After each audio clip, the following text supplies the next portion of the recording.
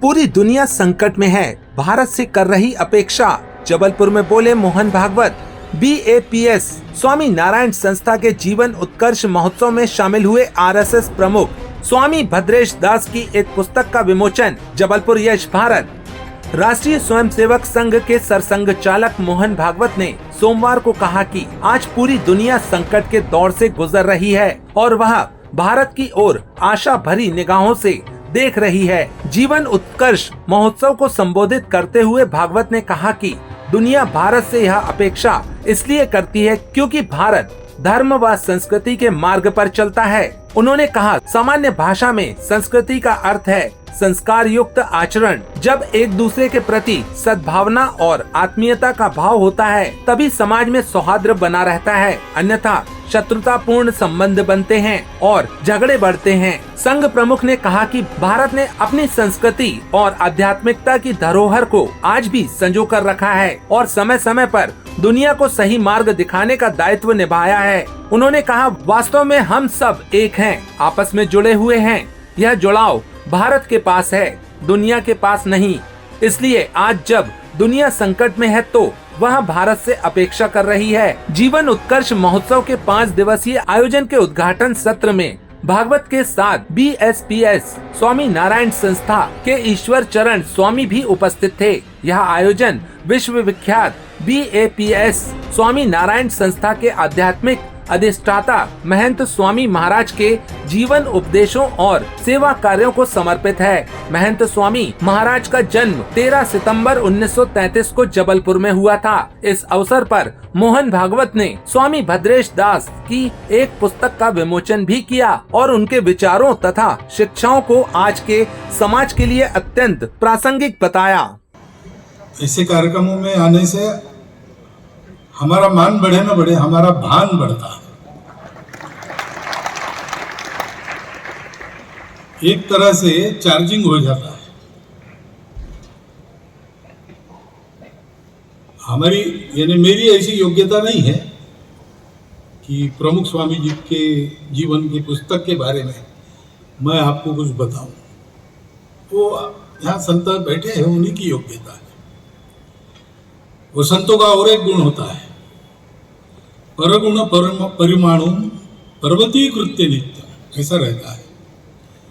दूसरे में कुछ परमाणु जितना भी गुण रहा तो उसको पहाड़ जैसा बनाकर वो बताते हैं। लेकिन अभी स्वामी जी ने तो वो परमाणु नहीं था तो भी पहाड़ बना दिया। स्वामी जी से मैं मिला तब से पहले उनके दर्शन में ही जो बात ध्यान में आई वो उनका अपनापन। सामने वाला व्यक्ति किस योग्यता का है ये बिना देखे जो भी आता था, दूर रहे या पास रहे, उसको स्नेह मिलता था। ये मैं इसलिए बता रहा हूं कि संस्कृति नाम का जो विषय है उसके मूल में ये बात है। सामान्य भाषा में हम संस्कृति इसको क्या समझते हैं, तो एक भद्र आचरण, संस्कार युक्त आचरण। आपस का व्यवहार भद्रता युक्त कब होता है, जब एक दूसरे के बारे में सद्भावना, आत्मीयता हो। अगर एक दूसरे से संबंध हम नहीं मानते तो रूखा सूखा व्यवहार होता है और एक दूसरे का संबंध शत्रुता का मानते हैं तो झगड़ा होता है। अच्छा व्यवहार रहे वो तब होता है जब मन में सद्भाव है, और सद्भाव उस आत्मीयता से निकलता है जो आत्मा से निकलती है। श्रीमद् भागवत में ही धर्म के 4 पैर बताए, सत्य, करुणा, शुचिता, तपस। पहला सत्य है और वो अपने भारत की परंपरा का सत्य है। वो सत्य एक धरोहर के नाते भारत ने समेट कर रखी है और समय समय पर दुनिया को देने का उसका ईश्वर प्रदत्त कर्तव्य वो करता है। वो सत्य क्या है? तो सर्वम खलु इदं ब्रह्मम, ऐसा कहते हैं। सब एक ही है, दिखते हम अलग अलग है, चलते बोलते सब अलग अलग है, परंतु ये एक भास है, भ्रम है। एक हद तक चलता है, उसके बाद नहीं चलता। वास्तव में हम सब एक हैं, हम जुड़े हैं। ये जुड़ाव भारत के पास है, दुनिया के पास नहीं है, इसलिए दुनिया संकट में है और भारत से अपेक्षा कर रही है। भारत के पास ये सत्य है, प्राचीन समय में इस सत्य को प्राप्त किया हमारे पूर्वजों ने और हमको दिया, और अब तक वो हमारे पास है। इसका कारण क्या है? इसका कारण संत है, क्योंकि ये सत्य तो व्यवहार से प्रकट होता है। उस व्यवहार को जीते हैं हम लोग। इक्का दुक्का व्यक्ति नहीं, पूरा समाज जी के दिखाता है, अपना जीवन ठीक चला के दिखाता है। उस व्यवहार के आधार पर अपना भी भला करता है, सबका भला करता है, तब लोग उस सत्य को मान्य करते हैं।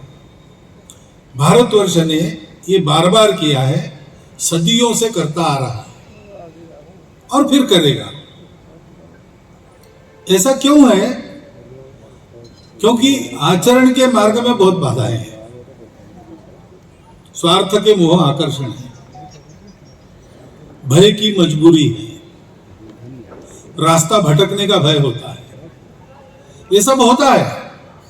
परंतु इन सब बाधाओं को दूर कर फिर से उस सत्य की प्रस्थापना करने का काम करने वाले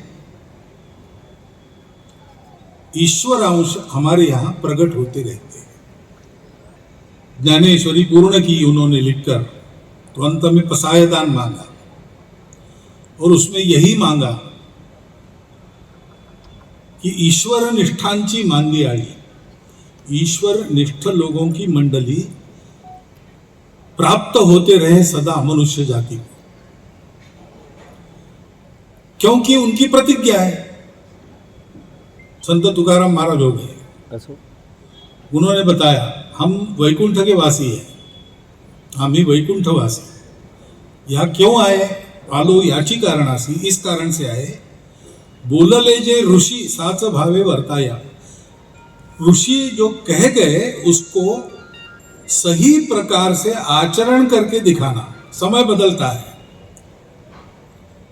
तो तत्वों का आचरण देशकाल परिस्थिति अनुसार शाश्वत बातों को न बदलते हुए बाहर के व्यवहार में आवश्यक परिवर्तन करके कैसा करना, ये अपने जीवन से बताने वाले संत होते हैं।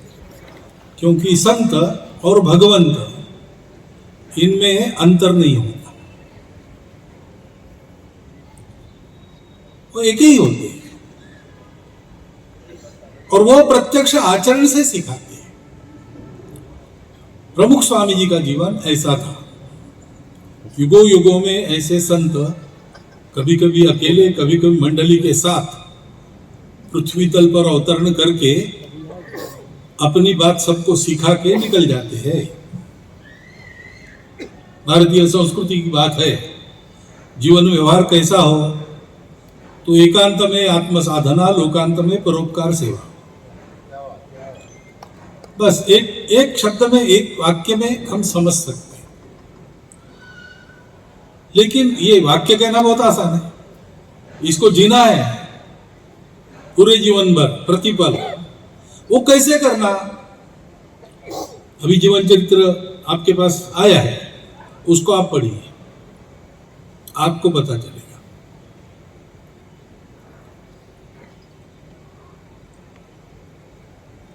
दो प्रकार है, ये जैसा मैंने कहा, सत्य, करुणा, शुचिता, तपस। मन में सत्य है तो करुणा अपने आप आती है, हम सब एक है ये पता चला तो संवेदना अपने आप आती है। ऐसा जीने से जीवन पवित्र होता है, शुचिता भी अपने आप आती है और विनायास तपस हो जाता है। ये एक प्रकार है। दूसरा प्रकार हमारे जैसे सामान्य लोग, हम पहले तपस करते हैं। तपश्चर्या से हमारे जीवन में अंतर्बाह्य शुद्धि होती है। शुद्धि होने के कारण हमको अपने आप मन में सत्य का स्फुरण होते रहता है, और वो सत्य का स्फुरण होने लगा तो करुणा का स्फुरण भी अपने आप होता है। कुछ लोग ऐसे रहते हैं कि जिनको तपस से प्रारंभ करने की आवश्यकता नहीं हो, सब पहले हो चुका है, वो अभी तद्रूप बन गए हैं। वैसे इस दुनिया से भी उनको कुछ लेना देना नहीं है, यहां आने की जरूरत भी नहीं है, लेकिन जो करुणा है उसके कारण वापस आते हैं। इसी जबलपुर में पूजनीय गुरुजी ने एक भाषण किया था योगी अरविंद जी पर। तब उन्होंने ये कहा कि ऐसी कल्पना कीजिए कि एक बड़ा मैदान है, उसमें बहुत सारे लोग खेल रहे हैं, सब अपने अपने व्यापार वहां कर रहे हैं। एक बड़ी दीवार है, इधर तो जीवन का कोलाहल है, कलह है, सब कुछ है, लेकिन उधर सब शांत है। इसमें से कुछ लोग प्रयास करके उस दीवार के ऊपर उसको लांघकर उधर पहुंच जाते हैं। उधर का जीवन बहुत शुद्ध, पवित्र, सुंदर, आनंदमय है, इधर आने की आवश्यकता नहीं है। उमापति शंकर भगवान की जय। अभी हम जबलपुर में किचन महल होटल के प्रांगण में उपस्थित हैं। यहाँ पर आज बहुत बड़ा ऐतिहासिक और धार्मिक कार्यक्रम शुरू होने जा रहा है। जबलपुर की भूमि का एक विशिष्ट महात्म्य जो कि बहुत कम जबलपुर वासियों को पता है, वह आज से उद्घाटित होने जा रहा है। BAPS स्वामीनारायण संस्थान, जिसके अक्षरधाम देश विदेश में प्रसिद्ध हैं, और रोबिन्सविल अक्षरधाम, अबू धाबी स्थित हिंदू मंदिर जिस संस्था ने बना है, उस संस्था के वर्तमान गुरु महंत स्वामी जी महाराज हैं। और जबलपुर महंत स्वामी जी महाराज का जन्म स्थान है। तो सन 1933 में महंत स्वामी जी महाराज जबलपुर की भूमि पर अवतरित हुए थे। आज लाखों भक्त उनके प्रति श्रद्धा रखते हैं, उनको अपने गुरुदेव मानते हैं। तो उनके इस जन्म स्थान में आज से एक 5 दिवसीय जीवन उत्कर्ष पर्व का आयोजन होने जा रहा है। आज पहले दिन राष्ट्रीय स्वयंसेवक संघ के सरसंघ संचालक श्री मोहन भागवत जी पधारने वाले हैं। कल मध्य प्रदेश के मुख्यमंत्री श्री पधारने वाले हैं। इसके बाद यहाँ के विधायक श्री और मंत्री श्री राकेश सिंह जी भी पधारने वाले हैं, और एक संत सम्मेलन भी होने जा रहा है। एक दिन यहाँ पर महिलाओं के लिए महिला सम्मेलन का भी विशिष्ट आयोजन है। तो 5 दिनों का एक विशिष्ट कार्यक्रम है जिसका आज से शुभारंभ हो रहा है।